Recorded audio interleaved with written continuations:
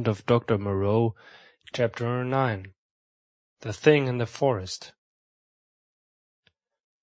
I strode through the undergrowth that had closed the ridge behind the house, scarcely heeding whither I went.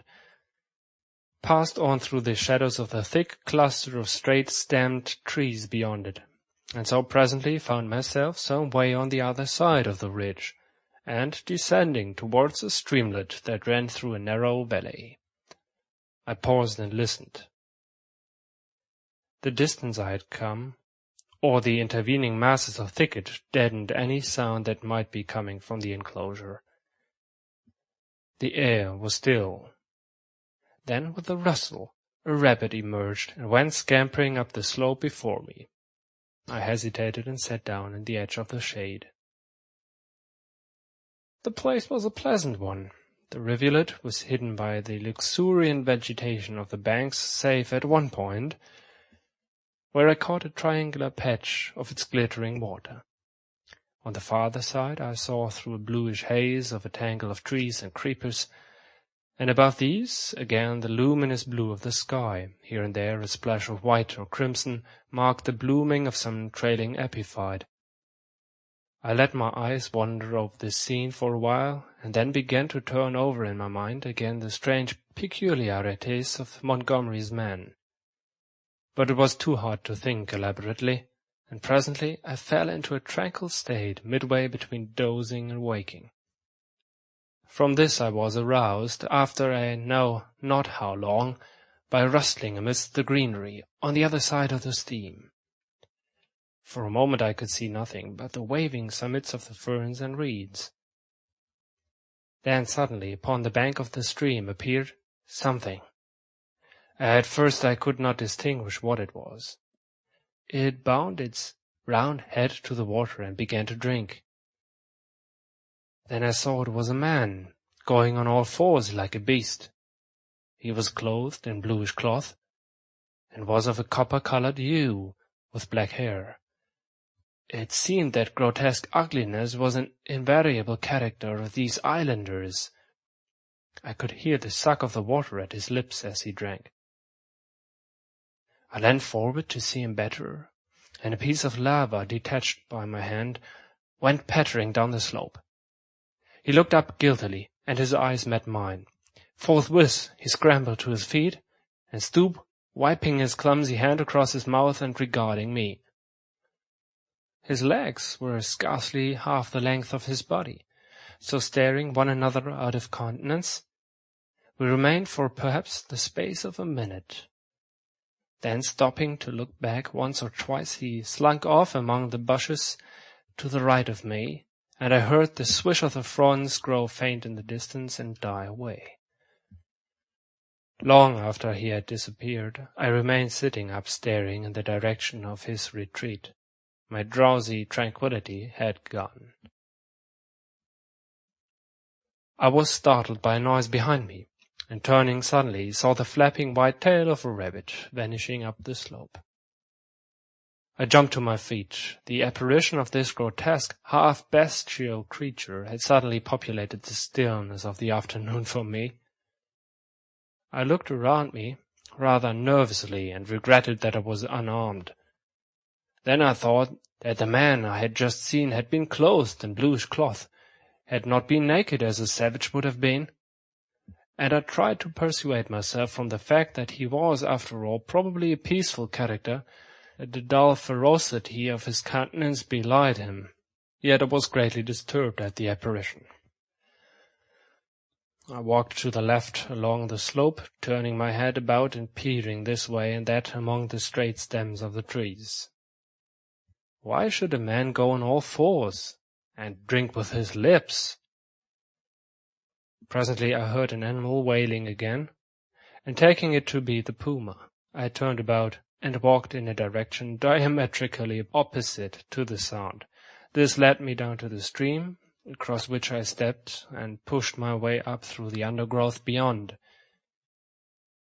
I was startled by a great patch of vivid scarlet on the ground, and going up to it found it to be a peculiar fungus, branched and corrugated like a foliaceous lichen, but delicating into slime at the touch. And then, in the shadow of some luxuriant ferns, I came upon an unpleasant thing. The dead body of a rabbit, covered with shining flies, but still warm and with the head torn off. I stopped aghast at the sight of the scattered blood. Here at last was one visitor to the island disposed of. There were no traces of other violence about it. It looked as though it had been suddenly snatched up and killed. And as I stared at the little furry body came the difficulty of how the thing had been done. The vague dread that had been in my mind since I had seen the inhumane face of the man at the stream grew distincter as I stood there.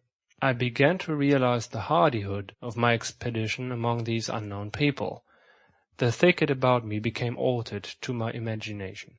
Every shadow became something more than a shadow, became an ambush. Every rustle became a threat. Invisible things seemed watching me. I resolved to go back to the enclosure on the beach. I suddenly turned away and thrust myself violently, possibly even frantically, through the bushes, anxious to get a clear space about me again. I stopped just in time to prevent myself emerging upon an open space. It was a kind of glade in the forest, made by a fall. Seedlings were already starting up the struggle for the vacant space, and beyond, the dense growth of the stems and twining vines and splashes of fungus and flowers closed in again. Before me, squatting together upon the fungoid ruins of a huge fallen tree and still unaware of my approach, were 3 grotesque human figures. One was evidently a female, the other 2 were men. They were naked, save for swathing of scarlet cloth about the middle, and their skins were of a dull pinkish drab color, such as I had seen in no savages before. They had fat, heavy, chinless faces, retreating foreheads, and a scant, bristly hair upon their heads. I never saw such bestial-looking creatures. They were talking, or at least one of the men was talking to the other 2, and all 3 had been too closely interested to heed the rustling of my approach.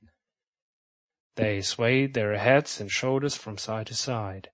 The speaker's words came thick and sloppy, and though I could hear them distinctly, I could not distinguish what he said. He seemed to me to be reciting some complicated gibberish. Presently his articulation became shriller, and spreading his hands, he rose to his feet. At that the others began to gibber in unison, also rising to their feet, spreading their hands and swaying their bodies in rhythm with their chant. I noticed then the abnormal shortness of their legs and their lank, clumsy feet. All 3 began slowly to circle round, raising and stamping their feet and waving their arms. A kind of tune crept into their rhythmic recitation, and a refrain. Balula, it sounded like. Their eyes began to sparkle, and their ugly faces to brighten, with an expression of strange pleasure. Saliva dripped from their lipless mouths. Suddenly, as I watched their grotesque and unaccountable gesture, I perceived clearly for the first time what it was that had offended me, what had given me the 2 inconsistent and conflicting impressions of utter strangeness, and yet of the strangest familiarity.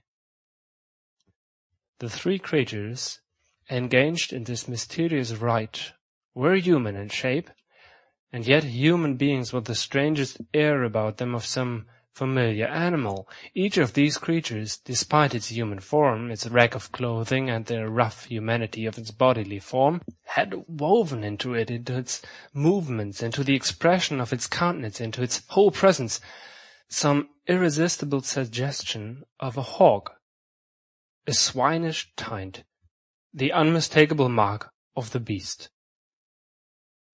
I stood overcome by this amazing realization, and then the most horrible questionings came rushing into my mind. They began leaping in the air, first one, then the other, whooping and grunting. Then one slipped, and for a moment was on all fours, to recover, indeed, forthwith. But that transitory gleam of the true animalism of these monsters was enough.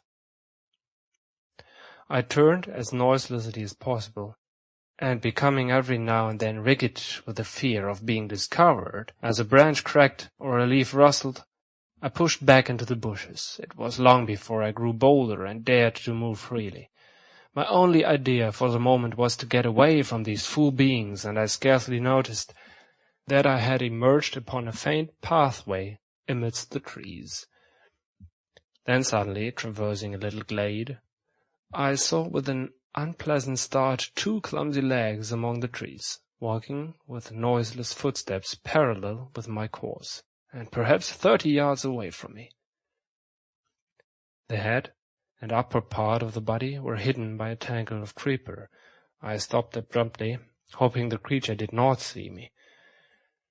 The feet stopped as I did. So nervous was I that I controlled an impulse to headlong flight with the utmost difficulty.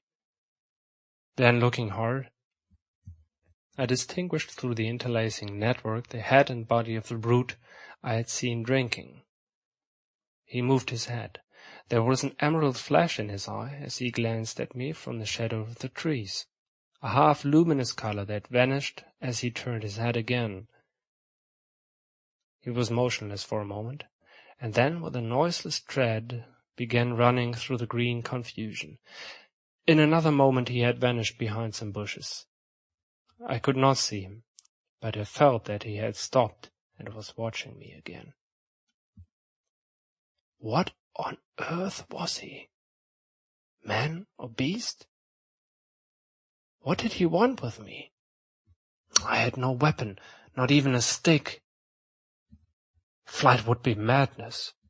At any rate, the thing, whatever it was, lacked the courage to attack me. Setting my teeth hard, I walked straight towards him. I was anxious not to show the fear that seemed chilling my backbone. I pushed through a tangle of tall, white-flowered bushes and saw him 20 paces beyond, looking over his shoulder at me and hesitating. I advanced a step or two, looking steadfastly into his eyes. "Who are you?" said I. He tried to meet my gaze. "No," he said suddenly, and turning, went bounding away from me through the undergrowth. Then he turned and stared at me again. His eyes shone brightly out of the dusk under the trees. My heart was in my mouth, but I felt my only chance was bluff, and walked steadily towards him. He turned again and vanished into the dusk. Once more, I thought, I caught the glint of his eyes, and that was all. For the first time I realized how the lateness of the hour might affect me. The sun had set some minutes since. The swift dusk of the tropics was already fading out of the eastern sky, and a pioneer moth fluttered silently by my head. Unless I would spend the night among the unknown dangers of the mysterious forest, I must hasten back to the enclosure. The thought of the return to that pain-haunted refuge was extremely disagreeable, but still more so was the idea of being overtaken in the open by darkness, and all that darkness might conceal. I gave one more look into the blue shadows that had swallowed up this odd creature, and then retraced my way down the slope towards the stream, going, as I judged, in the direction from which I had come. I walked eagerly, my mind confused with many things, and presently found myself in a level place among scattered trees. The colorless clearness that comes after the sunset flush was darkling. The blue sky above grew momentarily deeper, and the little stars, one by one, pierced the attenuated light. The interspaces of the trees, the gaps in the further vegetation that had been hazy blue in the daylight, grew black and mysterious. I pushed on. The color vanished from the world. The treetops rose against the luminous blue sky in inky silhouette, and all below the outline melted into one formless blackness. Presently the trees grew thinner, and the shrubbery undergrowth more abundant. Then there was a desolate space covered with a white sand, and then another expanse of tangled bushes. I did not remember crossing this sand opening before. I began to be tormented by a faint rustling upon my right hand. I thought at first it was fancy, for whenever I stopped there was silence, save for the evening breeze in the tree-tops. Then when I turned to hurry on again, there was an echo to my footsteps. I turned away from the thickets, keeping to the more open ground, and endeavoring by sudden turns now and then to surprise something in the fact of creeping upon me. I saw nothing.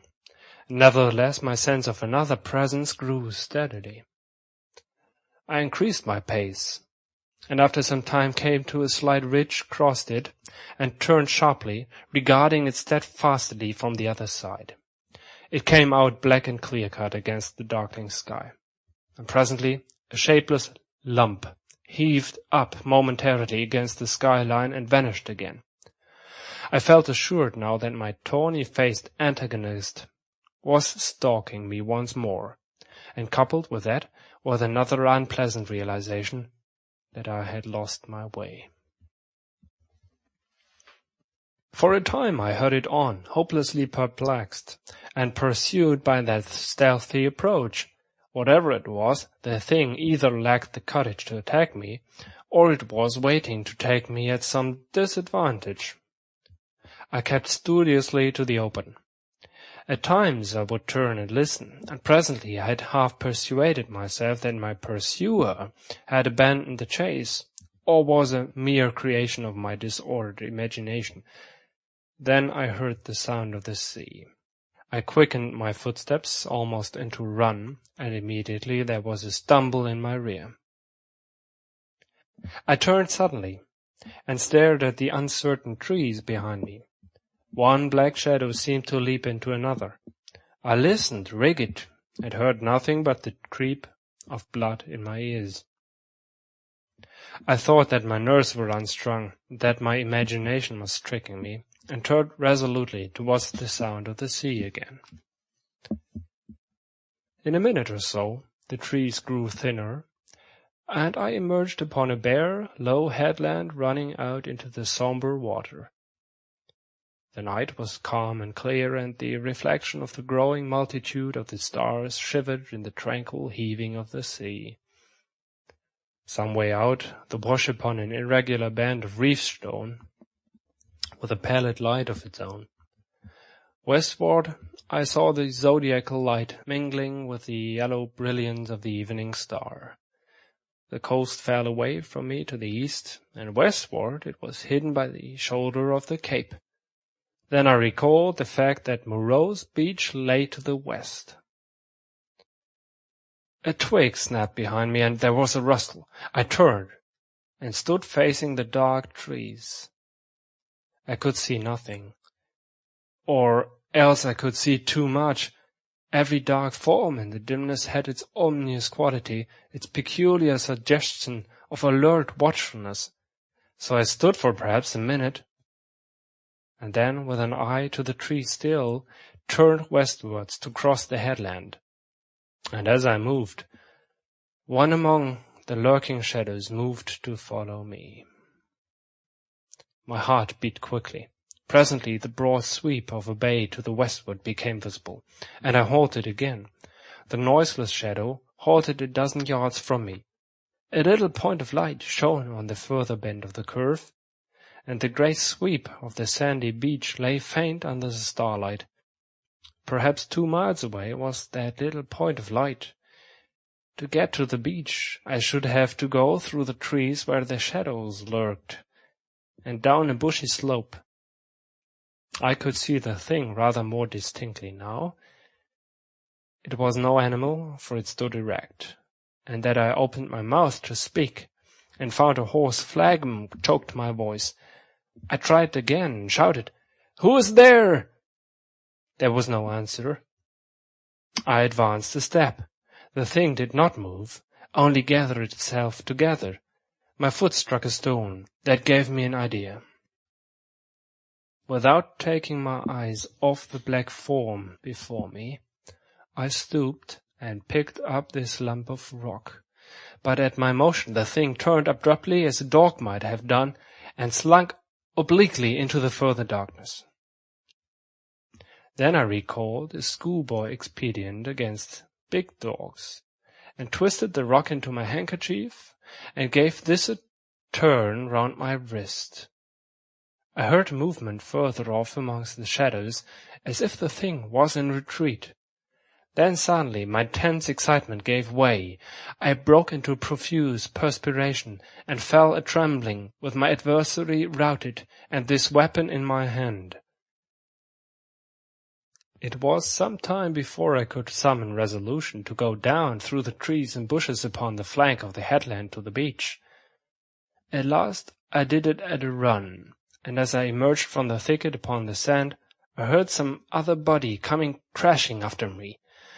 At that I completely lost my head with fear, and began running along the sand. Forthwith there came the swift patter of soft feet in pursuit. I gave a wild cry, and redoubled my pace. Some dim black things, about 3 or 4 times the size of rabbits, went running or hopping up from the beach towards the bushes as I passed.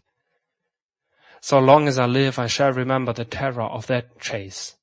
I ran near the water's edge, and heard every now and then the splashes of the feet that gained upon me. Far away, hopelessly far, was the yellow light. All the night about us was black and still. Splash, splash, came the pursuing feet, nearer and nearer. I felt my breath going, for I was quite out of training. It whooped as I drew it, and I felt a pain like a knife at my side. I perceived the thing would come up with me long before I reached the enclosure, and desperate and sobbing for my breath, I wheeled round upon it and struck at it as it came upon me, struck with all my strength. The stone came out of the sling of the handkerchief as I did so. As I turned, the thing, which had been running on all fours, rose to its feet, and the missile fell fair on its left temple. The skull rung loud, and the animal man blundered into me, thrust me back with its hands, and went staggering past me to fall headlong upon the sand with its face in the water, and there it lay still. I could not bring myself to approach that black heap.